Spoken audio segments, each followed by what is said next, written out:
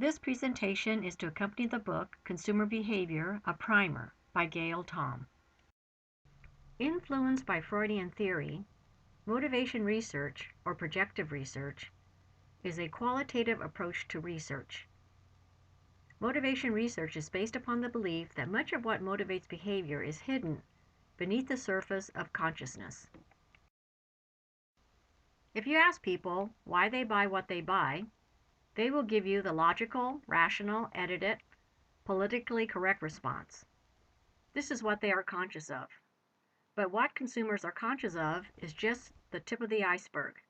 The real reasons for why consumers behave the way they do are often hidden, below the surface. You cannot discover these hidden, unconscious reasons by simply asking people. People cannot tell you what they are not aware of. It is, after all, unconscious. You have to use other methods. Qualitative methods are designed to dig below the surface. These include free association, draw a picture, photo sort, in-depth interviews, focus groups. Let's take a look at examples of each of these. The free association technique involves showing consumers something, maybe a picture, a symbol, a word, a phrase, and asking them to say whatever comes immediately to mind. Here is a well-known study from the 1950s that used the free association technique. Sales of instant coffee was not doing very well. To find out why, marketers asked homemakers why they were not purchasing instant coffee. Homemakers responded that it was the taste. Instant coffee did not taste as good as drip ground coffee. However, a free association technique revealed the real reason. Homemakers were given a woman's shopping list. One group of homemakers was given the shopping list on the left, and the other group of homemakers were given the shopping list on the right. As you can see, the shopping lists are identical with the exception of the coffee. One is Nescafe instant coffee, and the other is Maxwell House drip ground. The homemakers were asked to describe the woman who wrote the shopping list. The results revealed that the homemakers perceived the woman who used instant coffee as lazy, fails to plan, a spendthrift, and not a good wife.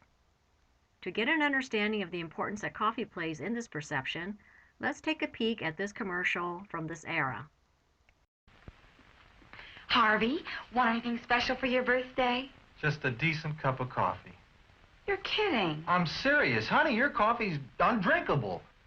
It's pretty harsh. Well, so's your coffee. You know, the girls down at the office make better coffee on their hot plates. Well, see you later. And he didn't even kiss me goodbye. You know, if I could just make a decent cup of coffee, I could relax. So, relax. Why don't you try Instant Folgers? Tastes good as fresh perked. Good as fresh perked. I'll surprise Harvey for his birthday tonight. Hey, great coffee. It's Instant Folgers. Doesn't it taste good as fresh perked? Better. Better than those girls make at the office? Honey, their coffee can't hold a candle to yours. Instant Folgers taste good as fresh perked. Try it. Here is another example of the use of the free association technique. The researcher reads each brand name out loud, and the respondent says the first word that comes to mind. The results for many consumers may give the researcher an idea of what consumers associate with their product. For example, from the results from this one consumer, we see that his associations with the brands are quite different.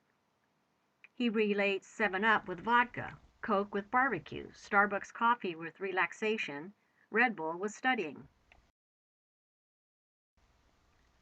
In this example of the use of the sentence completion technique, the respondent completes the sentence with the first words that come to mind for a specific product, Pepsi in this case. Here are some responses from 10 different participants. We can see that people drink Pepsi for a variety of reasons. The responses: eat hot spicy foods, and the response, eat hamburgers and fries, suggests that Pepsi is an accompaniment to foods. Whereas the responses, am depressed, want to pick me up, want to get away from it all, want to reward myself for an accomplishment, suggest that Pepsi is consumed for emotional reasons. This sentence completion projective technique asks respondents to compare people who drink Coke to people who drink Pepsi. The responses from a number of consumers reveal that respondents perceive people who drink Pepsi as younger, more fun to be with, much more likely to take drugs, liberals who support gay issues, and are geekier. What would your answers be to this sentence completion technique used in the American Express advertising campaign? This is the actress Kate Winslet. These are her answers to the sentence completion projective technique. Reading from her responses, we see that she had an ambition from childhood to act, that her son is her alarm clock, her indulgence is chocolate, her life is her family, and of course, since this is an American Express ad, her card is American Express card. This advertisement for Aetna uses sentence completion to introduce its retirement service. The reader is likely to fill in the blanks with her own thoughts. I don't know how I became blank. I guess I kind of fell into it, but I always thought I'd make a pretty good blank. That's why, when I retire, I'm going to start my own blank. The projective technique gets people to start thinking about their retirement. Apple used sentence completion to encourage consumers to dream. Candy Chang is a public installation artist, designer, urban planner, and co-founder of Civic Center.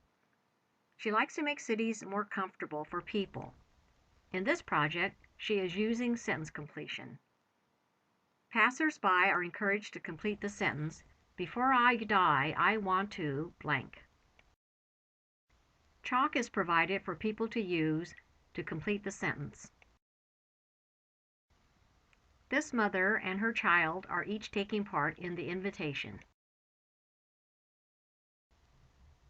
Here we see a pirate in action. The responses are varied. They include feed an elephant, own a monkey, learn French, see the leaves change many times. Asking consumers to draw a picture may reveal feelings and perceptions that would otherwise not come to light. Asked to draw a picture of the woman who used Pillsbury and the woman who used Duncan Hines, a consumer drew this. This drawing by another consumer suggests perceptions of the Pillsbury and Duncan Hines woman that echoes that of the drawing of the previous consumer. It seems that Pillsbury is a more traditional brand and Duncan Hines is more contemporary. McCann Erickson Advertising Agency asked users of roach spray to create drawings of their prey. These women preferred spray insecticides that allow them to witness the death throes of the roaches to products that did not allow them to see the roaches die. From the drawings, the agency determined that roach spray sold better than insecticide discs, since the users wanted control and spray allowed them to actively kill the roaches. Motivational research was able to reveal reasons for consumers' underlying psychological need for spray insecticides. It is doubtful that survey research would have uncovered this finding. College students were asked to draw a picture of their lives 5 years after graduation.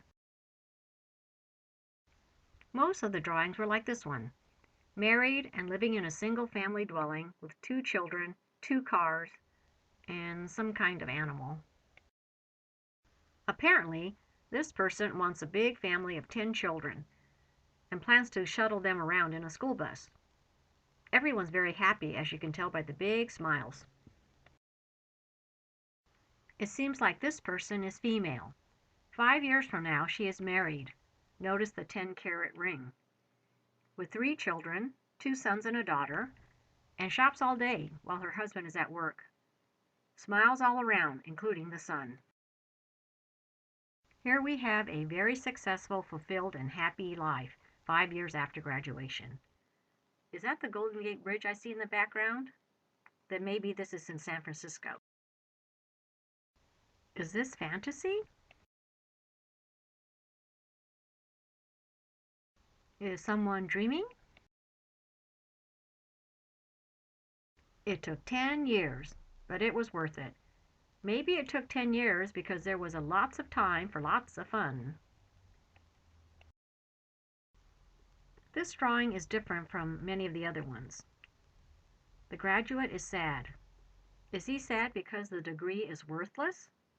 Is he sad because he has to leave the fun-filled college life and enter into the workforce?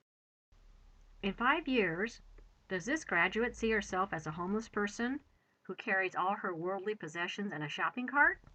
Or maybe she's just going shopping. This drawing is very different. Life after graduation is drive-by shooting in a ghetto? How would you interpret this?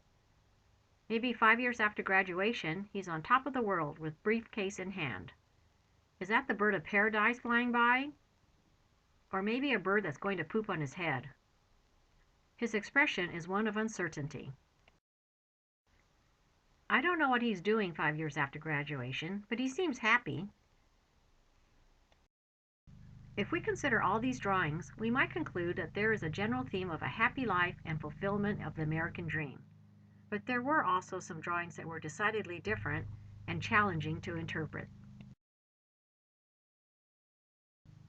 On the one hand, qualitative techniques like motivation research can provide understanding and valuable insight.